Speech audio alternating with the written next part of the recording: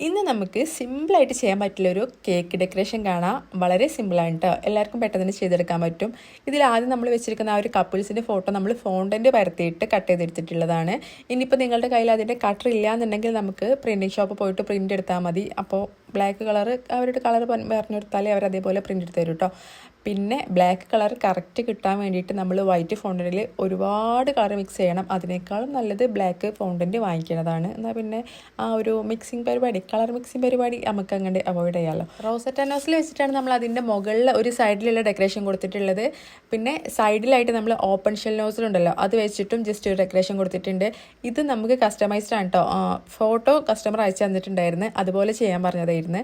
അപ്പം നമ്മളതുപോലെ ചെയ്ത് കൊടുത്തിട്ടില്ല കേട്ടോ. ഈ ഒരു ബോർഡർ ചെയ്യുന്നതൊന്നും എനിക്ക് അത്രയ്ക്ക് പേഴ്സണലി ഇഷ്ടമുള്ള കാര്യമല്ല കേട്ടോ. പിന്നെ ഫോട്ടോയിൽ അത് ഉണ്ടായിരുന്നതുകൊണ്ട് ഞാൻ അതുപോലെ ചെയ്ത് കൊടുത്തതെന്ന് മാത്രം. പിന്നെ സൈഡിലായിട്ട് കുറച്ച് ബീഡ്സ് ഇട്ട് കൊടുക്കുന്നുണ്ട്, വൈറ്റ് ഷുഗർ ബീഡ്സ് ഇട്ട് കൊടുക്കുന്നുണ്ട്.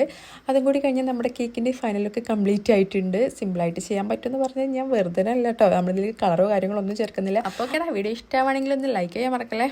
അടുത്ത വീഡിയോയിൽ കാണുമ്പോഴേക്കും ബൈ.